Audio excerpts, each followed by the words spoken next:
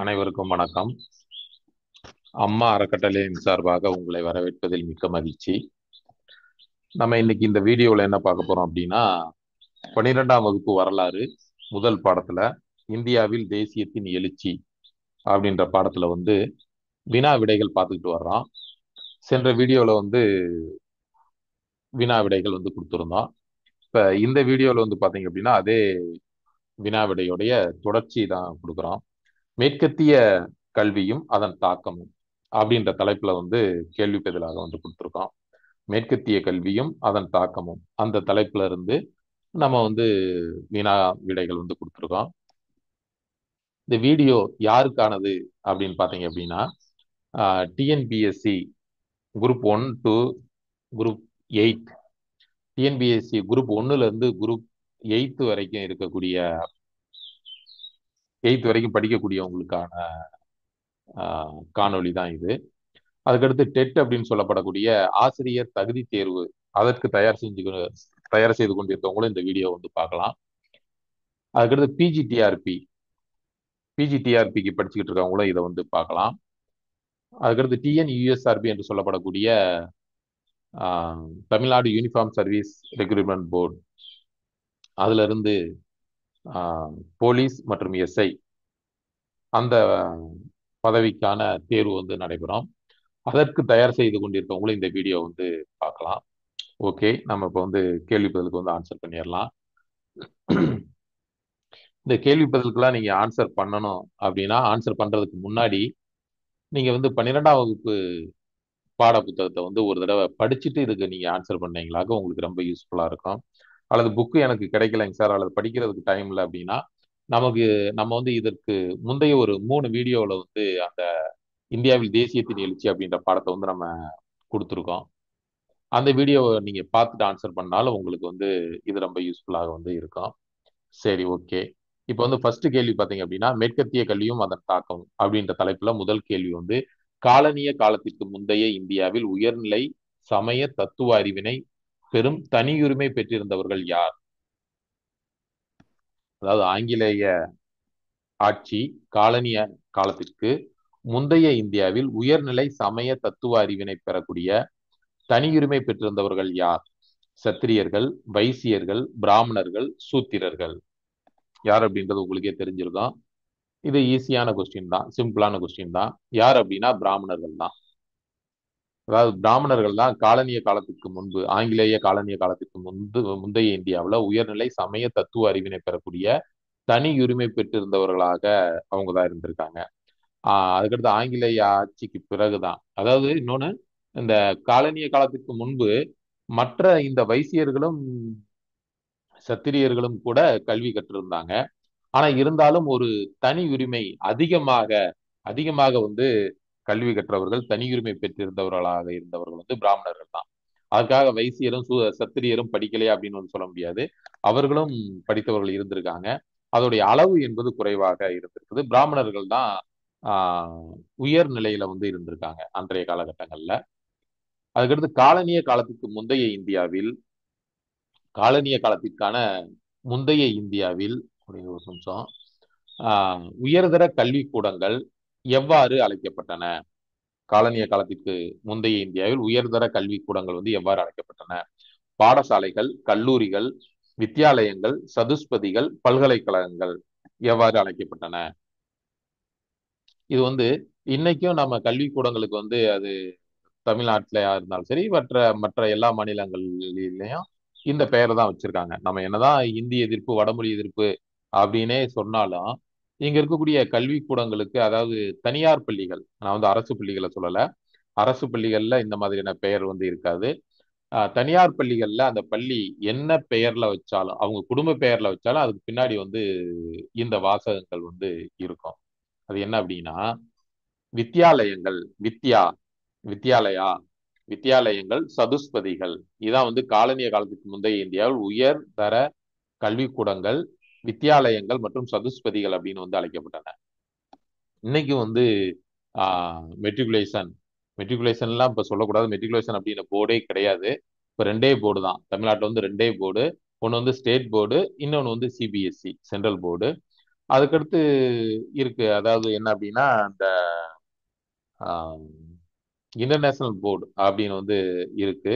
ஆனா இருந்தாலும் அந்த மெட்ரிகுலேஷன் அப்படின்ற போர்டு வந்து எடுத்துட்டாங்க. சமச்சீர் கல்வி இந்த தமிழகத்தில் அறிமுகப்படுத்தப்பட்ட பிறகு அந்த மெட்ரிகுலேஷன் அப்படின்ற ஒரு போர்டை வந்து எடுத்துட்டாங்க.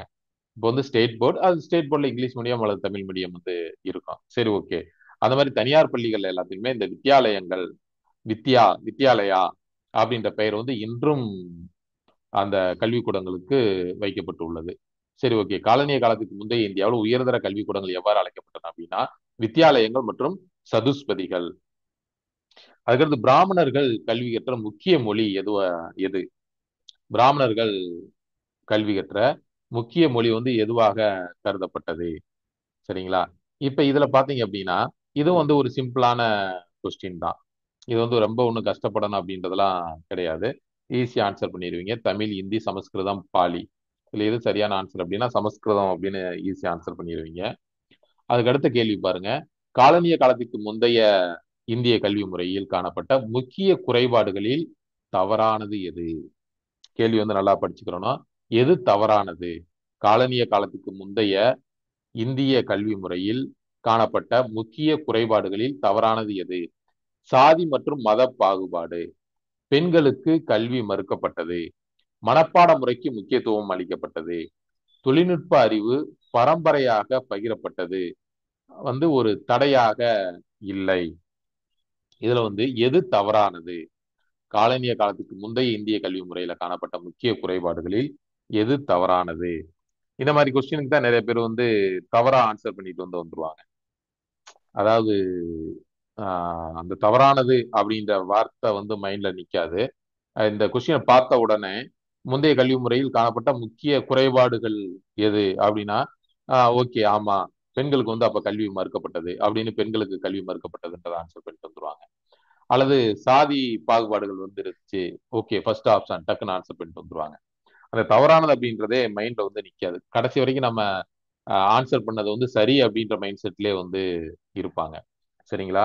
அதனால வந்து இந்த மாதிரியான கொஸ்டினுக்கு வந்து ரொம்ப கேர்ஃபுல்லா 2 தடவைக்கு 3 தடவை வந்து ரீட் பண்ணி அப்புறமா வந்து ஆன்சர் பண்ணுங்க. ஓகே. இது வந்து என்ன அப்படின்னா தொழில்நுட்ப அறிவு பரம்பரையாக பகிரப்பட்டது ஒரு தடையாக இல்லை. இதுதான் வந்து தவறானதுங்க. மீதி மூன்றுமே சரி. காலனிய காலத்துக்கு முந்தைய இந்திய கல்வி வந்து சாதி மற்றும் மத பாகுபாடு வந்து இருந்தது. பெண்களுக்கான கல்வி வந்து மறுக்கப்பட்டது உண்மைதான். மனப்பாட முறைக்கு தான் அதிகமான முக்கியத்துவமானது அளிக்கப்பட்டது. சரிங்களா?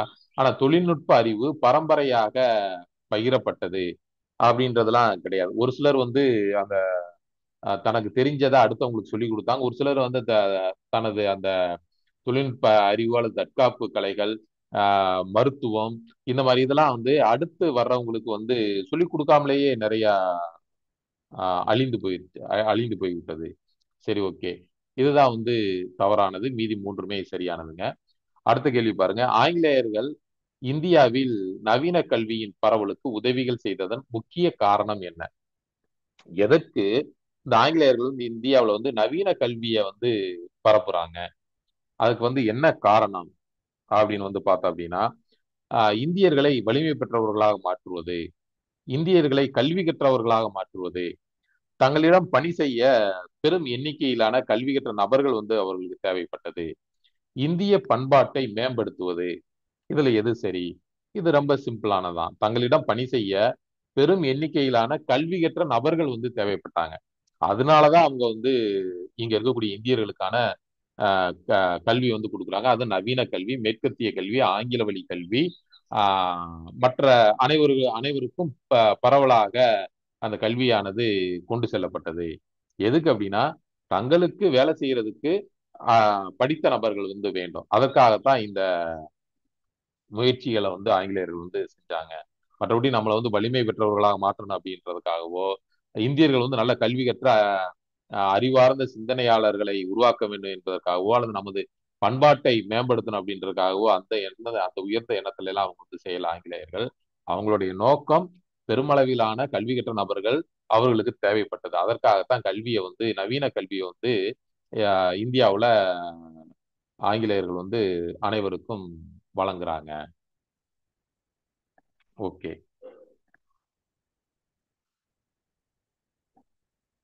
அதுக்கு அடுத்த கொஸ்டின், இந்திய கவுன்சில் ஆங்கில கல்வி சட்டத்தை இயற்றிய ஆண்டு எது? எந்த ஆண்டு வந்து இந்திய கவுன்சில் வந்து ஆங்கில கல்வி சட்டத்தை இயற்றியது? 1833 அல்லது 1835 1857 1900? இது வந்து ரொம்ப முக்கியமானதுங்க. இது அடிக்கடி வந்து கொஸ்டின் கேட்டிருக்காங்க. டெட்டா இருக்கட்டும், டிஆர்பியா இருக்கட்டும், அல்லது டிஎன்பிஎஸ்சியா இருக்கட்டும், அல்லது போலீஸ் எஸ்ஐ எக்ஸாமா இருக்கட்டும், எல்லா எக்ஸாம்லயுமே இது வந்து ஒரு மிக முக்கியமான ஒரு கேள்வி. இன்னும் சொல்ல போனா பேங்க் எக்ஸாம், ரயில்வே எக்ஸாம், அதுல கூட அந்த கேள்வி வந்து கேட்டிருக்காங்க. ரொம்ப ஈஸியானது தான். 1835 நம்ம புக்ல இருக்கிறது தான். இது ஒன்றும் ரொம்ப எங்கேயோ ஒரு ரெஃபரன்ஸ் புக்ல நமக்கு கிடைக்காத ஒரு புக்ல இருந்து லைப்ரரியில சென்னையில இருக்கக்கூடிய கன்னிமாரா நூலகத்துல இருந்து ஒரு ரேர் புக்ல இருந்து எடுத்து கேட்கப்பட்ட கேள்வி கிடையாது.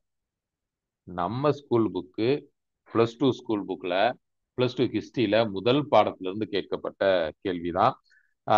அதுக்கடுத்து நம்மளும் போட்ட வீடியோல வந்து இதை வந்து நல்லா டீடைல்டா வந்து இதை எக்ஸ்பிளைன் பண்ணியிருக்கோம். இது வந்து ரொம்ப முக்கியமான ஒரு கேள்வி. இந்திய கவுன்சில் ஆங்கில கல்வி சட்டத்தை இயற்றிய ஆண்டு எது அப்படின்னா 1835. இதுவும் வந்து முக்கியமான கொஸ்டின் தான். இந்தியாவில் அறிமுகம் செய்ய வேண்டிய ஆங்கில கல்வி முறையை வடிவமைத்தவர் யார்? யார் வந்து அந்த ஆங்கில கல்வி முறையை வந்து வடிவமைக்கிறாங்க? அதாவது 1 லட்சம் ரூபாய் வந்து இந்திய அதாவது இந்தியாவுல கல்விக்காக 1 லட்சம் ரூபாய் வந்து நிதி ஒதுக்கீடு செஞ்சிடறாங்க ஆங்கிலேய அரசு. அப்போ வந்து நிதி ஒதுக்கீடு செஞ்சிடறாங்க. அந்த நிதியை வந்து எவ்வாறு செலவு செய்யறது அப்படின்றது தெரியல. எவ்வாறு செலவு செய்யறதுன்னா, அது எந்த மாதிரியான கல்வி முறைக்கு? ஆங்கில கல்வி முறைக்கா, அல்லது இந்தியாவில் இருக்கக்கூடிய அந்தந்த வட்டார மொழி அல்லது பிராந்திய மொழி கல்விக்கா அப்படின்ற விவரம் வந்து அதுல வந்து கொடுக்கப்படல. 1 லட்சம் ரூபாய் வந்து நிதி ஒதுக்கிட்டாங்க. இந்தியர்களுக்கான கல்விக்காக 1 லட்சம் ரூபாய் நிதி ஒதுக்கீடு செய்யப்பட்டது.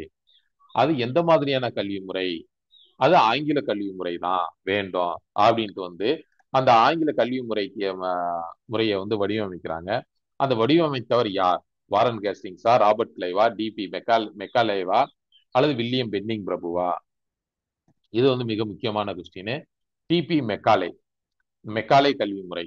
மெக்காலே கல்வி முறை தான் இந்தியாவில் இன்னைக்கு வந்து நம்ம ஃபாலோ பண்ணிக்கிட்டு இருக்கக்கூடிய அந்த எஜுகேஷன் சிஸ்டம் அப்படின்றது இந்த மெக்காலே கொண்டு வந்த கல்வி முறை தான். அந்த கல்வி முறை தான் ஆங்கில கல்வி முறை அப்படின்னு வந்து அழைக்கப்பட்டது. அந்த அதான் வந்து ஆங்கில கல்வி முறை. சரி, ஓகே. அடுத்த கொஸ்டின் வந்து பம்பாய், சென்னை, கல்கத்தா ஆகிய இடங்களில் பல்கலைக்கழகங்கள் நிறுவப்பட்ட ஆண்டு எது? 1835, 1850, 1857, 1882. இது வந்து ஈஸியானதுதான். இது முக்கியமானதுதான். இது வந்து அடிக்கடி எல்லா எக்ஸாம்லயுமே இது கேட்கக்கூடிய ஒரு கொஸ்டின். எந்த ஆண்டு? 1835, 1850, 1857, 1882. ஆன்சர் எது அப்படின்னா 1857. 1857. இதுதான் வந்து சென்னை, மும்பை, கல்கத்தாவில் வந்து இந்த கல்வி முறையானது, அதாவது பல்கலைக்கழகங்கள் வந்து நிறுவப்பட வேண்டும் அப்படின்னு சொல்லி அங்க வந்து நிறுவுறாங்க. இப்ப நீங்க 12ஆம் வகுப்பு பாட புத்தகத்தை படிச்சிருந்தீங்க அப்படின்னா ஆட்டோமேட்டிக்கா இந்த கொஸ்டின் வரும்போது உங்க மைண்ட்ல வந்து ஓடும். ஓகே, எந்த பக்கத்துல ஆமா படிச்சோம்ல, 2வது பக்கத்துல ஆமா 2வது பக்கத்துல படிச்சோம், அல்லது 3வது பக்கத்துல இந்த லைன்ல வந்து படிச்சோம் அப்படின்றது வந்து உங்க மைண்ட்ல ஓடும். அல்லது இதுக்கு முந்தைய நம்ம போட்ட அந்த 3 காணொளி பார்த்துருந்தீங்க அப்படின்னாலும் அது வந்து உங்க மைண்ட்ல வந்து ஓடும். ஓகே, அந்த வீடியோ பார்க்கும்போது அந்த ஒரு பிக்சர்லாம் கொடுத்துருந்தாங்க, சென்னை பல்கலைக்கழகம் அந்த பிக்சரை கொடுத்து கீழே வந்து அந்த இயர் வந்து கொடுத்துருந்தாங்க அப்படின்றது வந்து உங்க ஞாபகத்துக்கு வரும். இப்ப ஆன்சர் தெரியாம இருந்தாலும் அடுத்த ஆன்சர் பண்ண பின்னாடி இன்னும் அது வந்து மைண்ட்ல ஸ்டோர் ஆகிரும், மறக்காது. நீங்க அடுத்து எக்ஸாம் எழுதும்போது ஈஸியா வந்து நீங்க இதுக்கு வந்து ஆன்சர் பண்ணிடலாம். அடுத்த கொஸ்டின், அடுத்த கொஸ்டின்ல ஆன்சர் கொடுத்துட்டேன். ஆங்கிலேயர்கள் உருவாக்கிய கற்றறிந்த இந்திய மத்தியதர வகுப்பினர் எவ்வாறு ஏளனப்படுத்தப்பட்டனர்? இழிவாக, ஒரு ஏளனமாக, கேலியாக, கிண்டலாக எப்படி வந்து இங்க படித்த மத்தியதர வர்க்கத்தினர் வந்து எவ்வாறு ஏளனப்படுத்தப்பட்டனர்? பிரபுக்கள், விவசாயிகள், பாபு வர்க்கம், தொழிலாளர்கள். இதை வந்து நான் ஆன்சர்லேயே கொடுத்துட்டேன். அடுத்த ஸ்லைட்ல கொடுக்கறதுக்கு பதிலாக இந்த ஸ்லைட்லேயே கொடுத்துட்டேன். சரி, ஓகே. இது வந்து என்ன அப்படின்னா ஆன்சர் நீங்களே பார்த்துட்டீங்க. பாபு வர்க்கம், ஆங்கிலேயர்கள் உருவாக்கிய கற்றறிந்த இந்திய மத்தியதர வகுப்பினர் எவ்வாறு ஏளனப்படுத்தப்பட்டனர் அப்படின்னா பாபு வர்க்கம் அப்படின்னு வந்து ஏளனப்படுத்தப்பட்டனர். இந்த ஸ்லேடு முன்னாடி வரணும், இந்த ஸ்லேடு வந்து பின்னாடி வரணும். நான் போடும்போது கொஞ்சம் மாத்தி வந்து கொடுத்துட்டேன். ஓகே. அதுக்கடுத்து பாத்தீங்க அப்படின்னா இப்ப நீங்க இந்த வீடியோ பார்த்துக்கிட்டு இருக்கவங்க நிறைய பேர் சொல்லக்கூடிய ஒரு கான்செப்ட், எனக்கு படிக்கிறதுக்கு டைம் இல்லைங்க சார். நான் வந்து வேலை பார்க்குறேன், எனக்கு வந்து படிக்கிறதுக்கு வந்து டைம் இல்லை அப்படின்னு வந்து நிறைய பேர் சொல்லுவாங்க. அதாவது ஆஹ், சாதாரண ஒரு மனிதருக்கும் 24 மணி நேரம் தான். பெரிய பெரிய டாக்டர்ஸ் அவங்களுக்கும் 24 மணி நேரம் தான். சயின்டிஸ்ட் அல்லது பெரிய பெரிய சினிமா ஸ்டார் அந்த மாதிரி ரொம்ப பிஸியா இருக்கக்கூடியவங்களுக்கும் அந்த 24 மணி நேரம் தான். அந்த 24 மணி நேரத்தை நம்ம வந்து எவ்வாறு அதை யூட்டிலைஸ் பண்ணிக்கிறோம், எவ்வாறு பயன்படுத்திக்கிறோம் அப்படின்றதான் வந்து ரொம்ப முக்கியம். எனக்கு டைம் கிடைக்கல அப்படின்னாலும் படிக்கிறதுக்கு டைம் கிடைக்கல, ஓகே. இந்த மாதிரி நம்ம வீடியோ அல்லது நீங்க மத்த எந்த ஒரு சேனல் வந்து நல்லா இருக்கோ அந்த வீடியோ வந்து நீங்க இப்ப கிச்சன்ல வேலை பார்த்துக்கிட்டு இருக்கீங்க அப்படின்னா அந்த வீடியோ நீங்க ஆன் பண்ணிட்டு நீங்க வேலை பார்த்துட்டே இருக்கலாம். ஆட்டோமேட்டிக்கா அது வந்து கேக்கு கேட்கும்போது உங்களுக்கு ஈஸியா வந்து அது ஸ்டோர் ஆயிடும். ஒரு விஷயத்த வந்து ஒரு தடவை கேட்கும்போது புரியாம இருக்கும். அதே அதே கருத்தை வந்து 2 தடவை 3 தடவை நீங்க கேட்கும்போது ஆட்டோமேட்டிக்கா உங்க மைண்ட்ல வந்து ஸ்டோர் ஆயிடும். சரிங்களா? அதனால எனக்கு வந்து டைம் இல்லை அப்படின்னு சொல்றதெல்லாம் வந்து சரியான அணுகுமுறையாக இருக்காது. எல்லாத்துக்குமே டைம் வந்து இருக்குது. சரிங்களா? அதாவது இன்னொன்னு, இந்த ரெஸ்ட் அப்படின்னுவாங்க. ரெஸ்ட் அப்படின்றது என்ன அப்படின்னா ஓய்வு அப்படின்றது வேலை செய்யாமல் இருப்பது என்பது ஓய்வு கிடையாது. வேலையை மாத்தி செய்வது அப்படின்றதான் ஓய்வு. சரிங்களா? வேலையை மாத்தி செய்வது அப்படின்றதான் ஓய்வு. பொழுதுக்கு நம்ம ஆபீஸ்ல ஒர்க் பண்ணிட்டு வர்றோம் அல்லது ஸ்கூல்ல ஒர்க் பண்ணிட்டு வர்றோம் அப்படின்னா ஒர்க் பண்ணிட்டு வந்து இங்க வீட்டுல வந்து சும்மாவே உட்கார்ந்து இருக்கிறோம் அப்படின்றது ஓய்வு கிடையாது. அதுக்கு பதிலாக இந்த மாதிரியான யூடியூப்ல அந்த காணொலியை வந்து நீங்க கேட்கலாம். கேட்கும்போது உங்களுக்கு ஓய்வெடுத்தது மாதிரி இருக்கும். ஒரு எக்ஸாமுக்கு வந்து படிச்சது மாதிரி வந்து இருக்கும். ஓகே. அது மாதிரி டிபி மெக்காலே கவர்னர் ஜெனரலின் ஆலோசனை குழுவின் முதல் சட்ட உறுப்பினராக அங்கம் வகித்த காலப்பகுதி எது? எந்த ஆண்டுல இருந்து எந்த ஆண்டு வரைக்கும் டிபி மெக்காலே வந்து கவர்னர் ஜெனரலுடைய ஆலோசனை குழுவுல வந்து சட்ட உறுப்பினர், அதிலும் முதல் சட்ட உறுப்பினர். அவர் அங்கம் வகித்த காலப்பகுதி எது? சரியா? அதாவது இன்னொன்னு இப்படியும் கேட்கலாம் அந்த கேள்விய. இந்தியாவின் ஆஹ், ஆங்கில கிழக்கிந்திய கம்பெனி காலத்தின் முதல் சட்ட உறுப்பினர் யார் அப்படின்னு கேட்கலாம். யார் அப்படின்னா டிபி மெக்காலே தான். 1823, 1824, 1830, 1834, 1834 இருந்து 1838 வரைக்கும், 1840 இருந்து 1844 வரைக்கும். இதுக்கு சரியான ஆன்சர் என்ன அப்படின்னா 1834 இருந்து 1838 வரைக்கும். இதற்கு இடைப்பட்ட காலத்துல தான் டிபி மெக்காலே வந்து கவர்னர் ஜெனரலுடைய ஆலோசனை குழுவில் வந்து முதல் சட்ட உறுப்பினராக பதவி வகித்தார். அதுக்கடுத்து ஆங்கில கல்வியை அறிமுகப்படுத்தினார். வெஸ்டர்ன் எஜுகேஷன், இன்னைக்கு இருக்கக்கூடிய இந்த கல்வி முறை, இதை வந்து டிபி மெக்காலே வந்து அறிமுகப்படுத்துறாரு. சரி, ஓகே. இந்த மாதிரி வந்து நம்ம இப்ப வந்து ஃபுல்லா ஸ்லைடு, ஒவ்வொரு ஸ்லைடா போடுவது கொஞ்சம் சிரமமாக இருந்துச்சு. அதனால வந்து ஒரே ஸ்லைட்ல வந்து ஒரு 3 கொஸ்டினா கொடுத்துடலாம் அப்படின்னு வந்து போட்டிருக்கோம். இப்ப இதுக்கு வந்து நீங்க என்ன அப்படின்னா ஆன்சரை வந்து நீங்க நோட் பண்ணிக்கிறலாம். ஆன்சரை வந்து நோட் பண்ணிக்கிறலாம். அல்லது நீங்க பேப்பர் பேனா எடுத்து நோட் பண்ணாலும் சரி, அல்லது நான் மைண்ட்லயே நோட் பண்ணிக்கிறேன் சார் அப்படின்னாலும் சரி, சந்தோஷம். இந்த பொது கல்விக்கான பொதுக்குழு உருவாக்கப்பட்ட ஆண்டு எது? பொது கல்விக்கான பொதுக்குழு உருவாக்கப்பட்ட ஆண்டு எது அப்படின்னு வந்து கேட்டிருக்கான். இதற்கான ஆப்ஷன்ஸ் வந்து பாருங்க. 1823, 1835, 1857, 1882. இதுல வந்து எது சரியான ஆன்சர் அப்படின்னு பாத்தீங்க அப்படின்னா 1823 பொது கல்விக்கான அந்த பொது கல்விக்கான பொதுக்குழு உருவாக்கப்பட்ட ஆண்டு 1823 அப்படின்றது சரியான ஆன்சர். நோட் பண்ணிக்கோங்க. அதுக்கடுத்து கீழ்த்திசை குழுவின் முக்கிய கருத்து என்னவாக இருந்தது? கீழ்த்திசை குழு அப்படின்றது நம்ம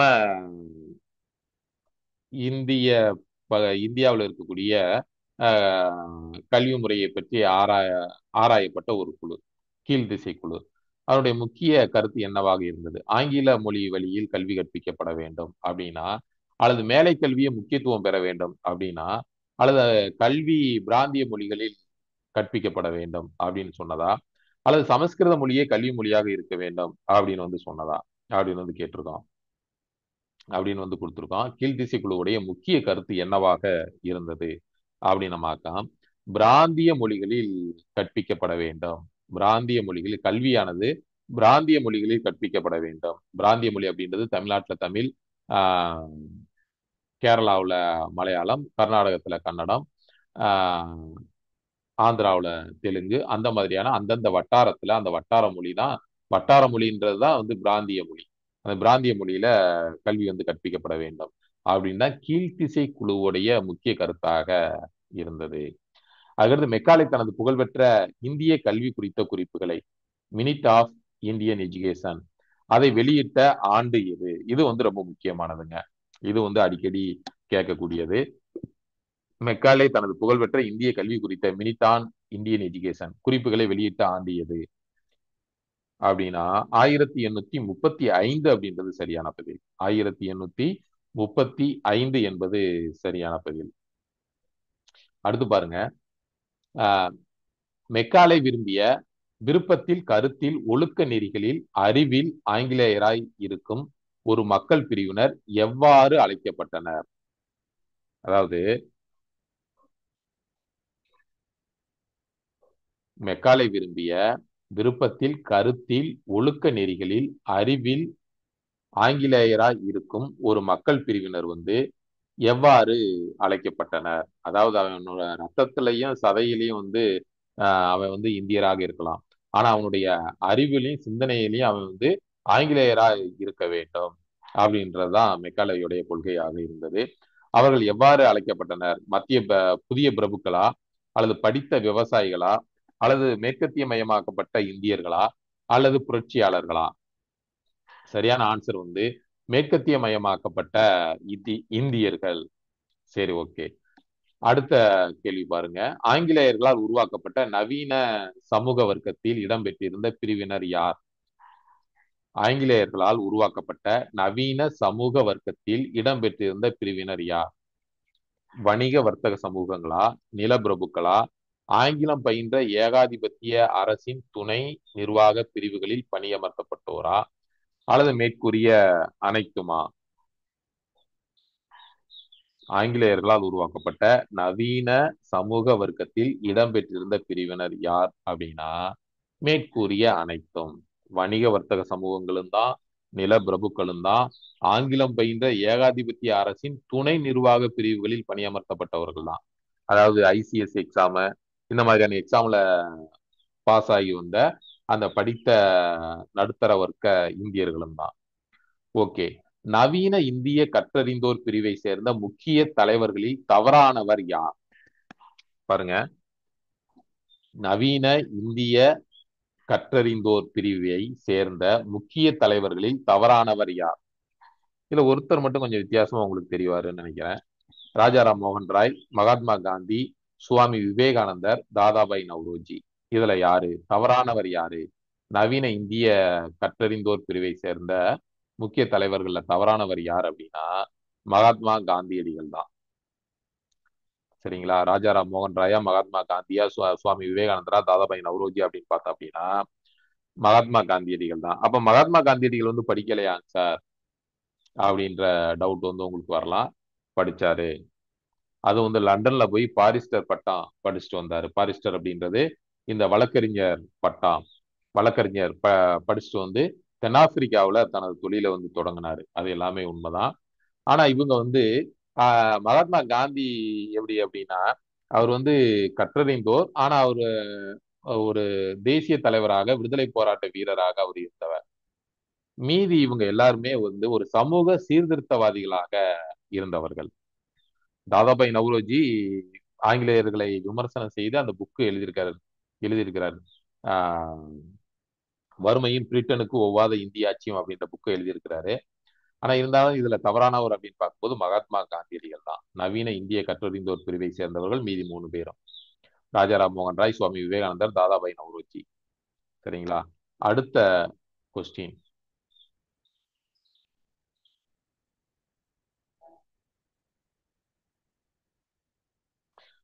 கற்றறிந்த அதாவது கற்றறிந்த இந்தியர்கள் யாரால் கூறப்பட்ட தேசியம், மக்களாட்சி, சோசலிசம் போன்ற தத்துவ கருத்துக்களை அறிந்து கொண்டனர்?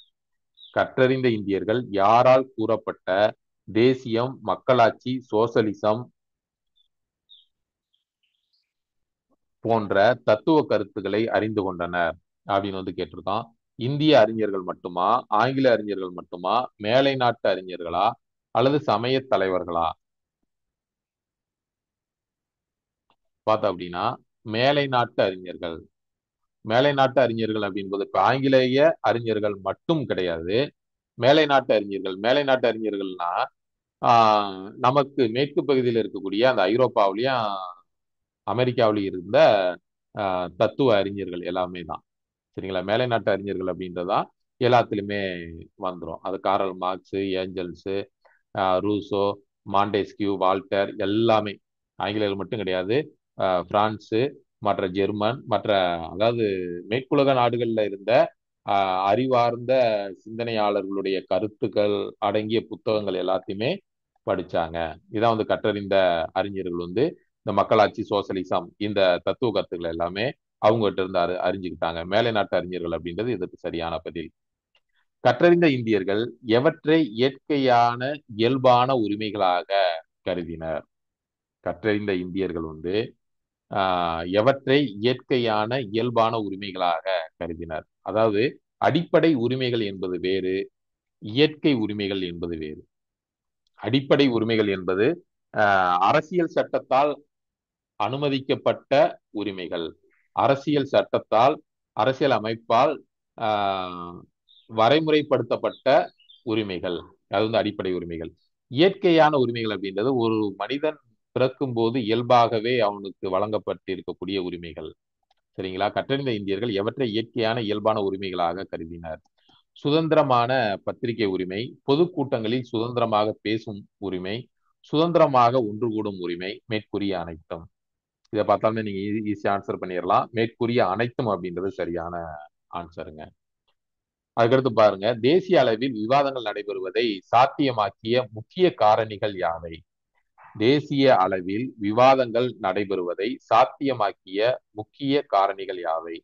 போக்குவரத்து வசதியின் மிக பெரும் விரிவாக்கம், இந்தியா முழுவதும் நிறுவப்பட்ட அஞ்சல் தந்தி சேவைகள், கற்றறிந்த மத்தியதர வகுப்பினரின் ஒன்று கூடல்கள். ஆப்ஷன் இ ஆ மற்றும் ஆ. தேசிய அளவில் விவாதங்கள் நடைபெறுவதை சாத்தியமாக்கிய முக்கிய காரணிகள் யாவை அப்படின்னா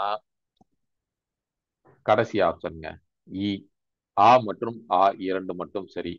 போக்குவரத்து வசதிகள் மிக பெரும் விரிவாக்கம், இந்தியா முழுவதும் நிறுவப்பட்ட அஞ்சல் தந்தி சேவைகள். இதான் தேசிய அளவில் விவாதங்களை நடைமுறைப்படுத்துவதை சாத்தியமாக்கிய முக்கிய காரணிகள். அடுத்து சமூக சமய சீர்திருத்தங்கள். இந்த பகுதி மிக முக்கியமான பகுதிங்க. என்ன அப்படின்னா இதுல இருந்து மேக்சிமம் கொஸ்டின் கேட்பாங்க. அதாவது அதிகமாக கொஸ்டின் கேட்கும்போது அவங்க ஃபோக்கஸ் பண்ணக்கூடியது பார்த்தீங்க அப்படின்னா இந்திய தேசிய இயக்கம், இதுல இந்த பெண்கள் மேம்பாடு, சமூக சமய சீர்திருத்தங்கள், இதுலதான் அதிகமாக ஃபோக்கஸ் பண்ணுவாங்க. கொஸ்டின் கேட்கறதுக்கு இதுலதான் அதிகமாக கேட்பாங்க. ஏற்கனவே பழைய கொஸ்டின்லாம் நீங்க எடுத்து பார்த்தீங்களா தான் தெரியும். பழைய கொஸ்டின்லாம் எடுத்து பார்த்தீங்க அப்படின்னா தெரியும். இந்த பகுதியில இருந்து அதிகமாக கேள்வி கேட்டிருப்பாங்க. சரி, ஓகே. ஆங்கில கல்வியை கற்றறிந்தோர் அரசியல் செயல்பாடுகளில் ஈடுபடும் முன்னர் எதை சீர்திருத்த வேண்டியதை உணர்ந்தனர்? அதாவது ஆங்கில கல்வியை கற்றறிந்த அந்த நடுத்தர வர்க்கத்தினர், கற்றறிந்த மத்தியதர வர்க்கத்தினர் அரசியல் செயல்பாடுகளில் ஈடுபடும் முன்னர், நம்ம அரசியல்ல ஈடுபட்டு சுதந்திரம்லாம் வாங்கணும், ஆங்கிலேயர்களை வெளியேற்றணும் அப்படின்றதெல்லாம் நோக்கம்தான்.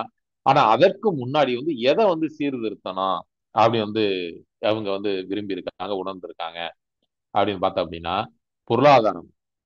பொருளாதாரமா அல்லது சமூகமா அல்லது அரசாங்கமா அல்லது இராணுவமா? இதுக்கு ரொம்பலாம் யோசிக்க வேண்டிய அவசியமே கிடையாது. 8 கால் பூச்சிக்கு எத்தனை கால் அப்படின்னாலுமே முடிஞ்சு போச்சு. ஆங்கில கல்வி கற்றறிந்தோர் எதை சீர்திருத்தணும் அப்படின்னு விரும்புனாங்க அப்படின்னா சமூகத்தை தான். ஹெட்டிங்கை வந்து சமூக சமய சீர்திருத்த இயக்கம் தான் கொடுத்துருக்கோம். அப்ப வந்து சமூகம் தான் இதுக்கு வந்து சரியான ஆன்சர். ராஜாராம் மோகன் ராயால் நிறுவப்பெற்ற சீர்திருத்த இயக்கம் எது? ராஜாராம் மோகன் ராயால் நிறுவப்பெற்ற சீர்திருத்த இயக்கம். இது பாத்தீங்க அப்படின்னா இப்ப சாதாரண ஒரு போலீஸ் எக்ஸாம்ல எல்லாம் இந்த மாதிரி சிம்பிளான கொஸ்டினா கேட்டுருவாங்க. கொஸ்டினை பொறுத்தளவுக்கு அந்த லெவல், இப்ப போலீஸ் எக்ஸாம்னா 10th குவாலிஃபிகேஷன் தான். கல்வி தகுதி வந்து 10ஆம் வகுப்பு கல்வி தகுதி தான். அப்ப அதற்கு வந்து கொஸ்டின் வந்து சிம்பிளா இருக்கும்.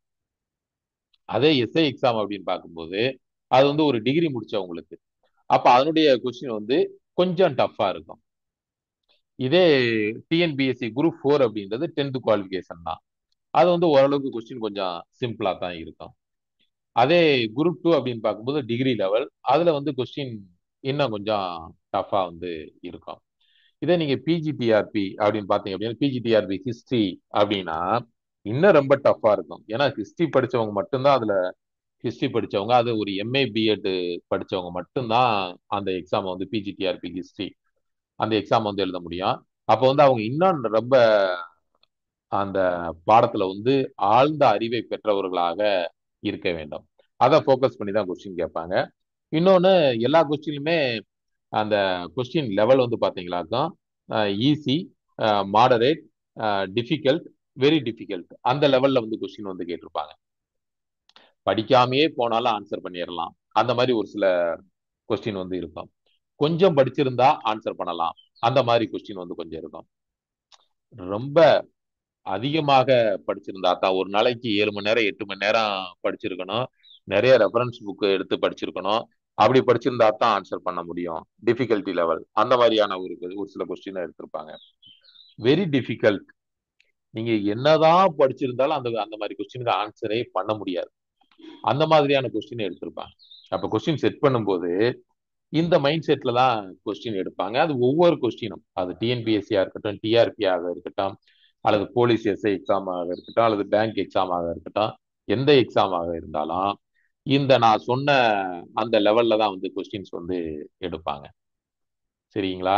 அப்ப நீங்க அதுக்கு தகுந்தாற் போல நீங்க வந்து உங்களை தயார்படுத்திக்கிறணும்.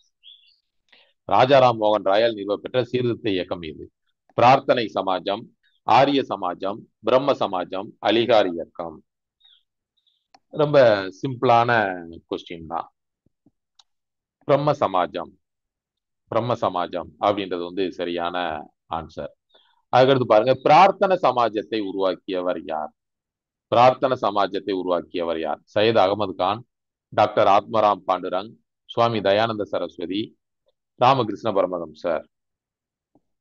பிரார்த்தனை சமாஜத்தை உருவாக்கியவர் ஆத்மராம் பாண்டுரங், டாக்டர் ஆத்மராம் பாண்டுரங் அப்படின்றது சரியான ஆன்சர். அலிகார் இயக்கத்தின் பிரதிநிதியாக இருந்தவர்கள் யார்?